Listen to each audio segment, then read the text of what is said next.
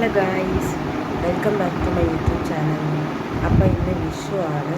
ഇപ്പോൾ കറക്റ്റ് സമയം പറയുകയാണ് 2:15. ഞാൻ ഒരു വിഷു വ്ളോഗ് എടുക്കാമെന്ന് വിചാരിച്ചായിരുന്നു. കാരണം ഇന്നൊരു പ്രത്യേക പരിപാടിയുണ്ട്.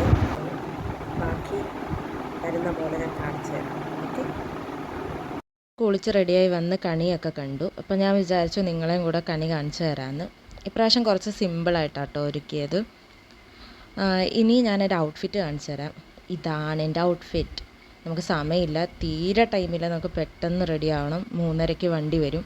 ഒന്നാമത് വെളുപ്പിനെ 2:30 കുളിച്ചൊക്കെ കഴിഞ്ഞ് നിൽക്കുന്നതുകൊണ്ട് ഒരുമാതിരിയാണ്. എന്നാലും നമുക്ക് പെട്ടെന്ന് റെഡിയാവും. ഇത് ഈ കമ്മൽ കണ്ടോ, ഇതെനിക്ക് ഭയങ്കര ഇഷ്ടമുള്ള കമ്മലാണ്.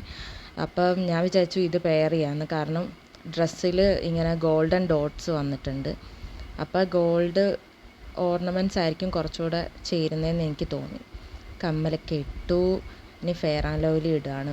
എനിക്ക് പ്രത്യേകിച്ച് ഫൗണ്ടേഷനും കാര്യങ്ങളും അങ്ങനത്തെ ഐറ്റംസ് ഒന്നും ഇല്ലാത്തതുകൊണ്ട് അമ്മയുടെ ഫെയർ ആൻഡ് ലവ്ലിയാണ് എടുത്തിടുന്നത്.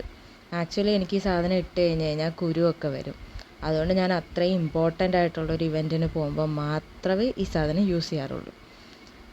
ഇങ്ങനെ അലർജി അല്ലെങ്കിൽ ഇങ്ങനെ മുഖത്ത് കുരുവൊക്കെ വരുന്ന പോലത്തെ ഐറ്റംസ് ആരും യൂസ് ചെയ്യേണ്ട, എന്നെ കണ്ട് അനുകരിക്കരുത്. ഓക്കെ, അപ്പോൾ നമുക്കിനി അടുത്ത പൗഡർ ഇടണം. ഞാൻ എൻചാൻഡറാണ് യൂസ് ചെയ്യുന്നത്. ഇപ്രാവശ്യം യെല്ലോ കളറിലെയാണ് കിട്ടിയത്. സാധാരണ ഞങ്ങൾ റോസ് കളറിലെയാണ് വാങ്ങിക്കുന്നത്. ഓക്കെ, പൗഡറൊക്കെ ഇട്ട് റെഡിയായി. ഇനി നമുക്ക് വളയിടണം.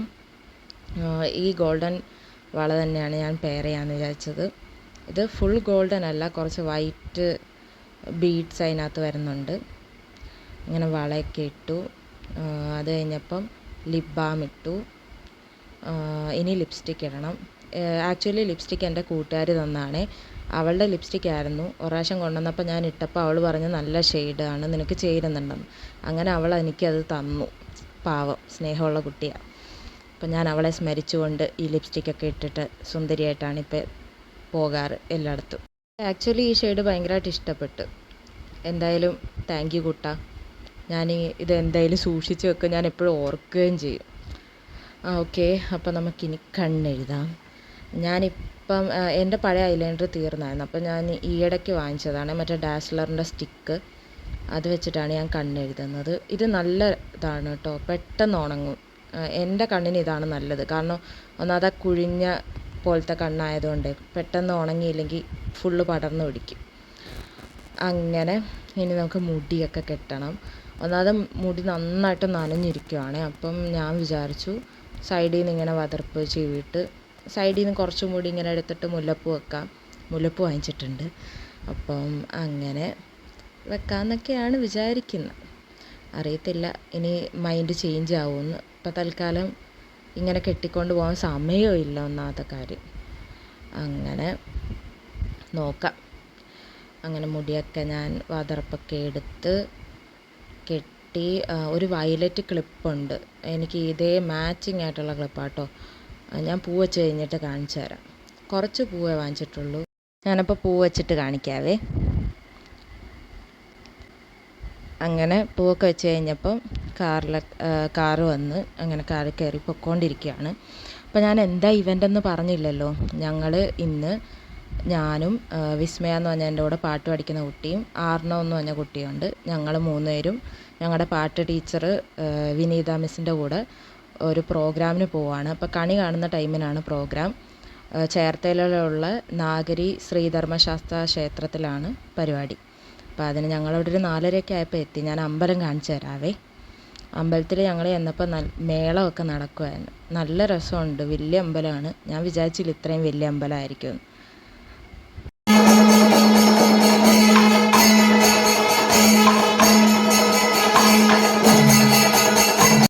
ചെന്നപ്പോൾ അവിടെ മേളമൊക്കെ നടക്കുമായിരുന്നു.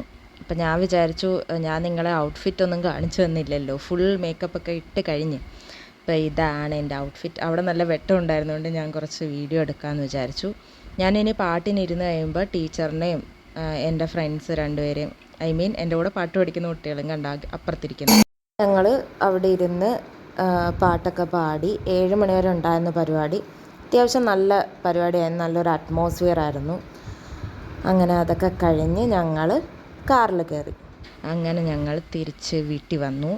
പിന്നെ പ്രത്യേകിച്ച് പരിപാടിയൊന്നുമില്ലായിരുന്നു. രാത്രിയായപ്പം എല്ലാവരും കൂടെ പടക്കമൊക്കെ പൊട്ടിക്കാന്ന് വെച്ച് അമ്മ കമ്പിത്തിരിയൊക്കെ പിടിച്ചുകൊണ്ട് ഇപ്പോൾ ഉണ്ട്. ഞാനും അങ്ങനെ കമ്പിത്തിരി കത്തിച്ചു. പിന്നെ മറ്റേ ചക്രമില്ലേ അതുണ്ടായിരുന്നു. അത്രയൊക്കെ ഉള്ളൂ വിഷുവിൻ്റെ ആഘോഷങ്ങൾ. പ്രത്യേകിച്ച് വേറെ കാര്യങ്ങളൊന്നുമില്ല. എല്ലാവർക്കും വിഷു നന്നായിട്ടിരുന്നെന്ന് വിചാരിക്കുന്നു.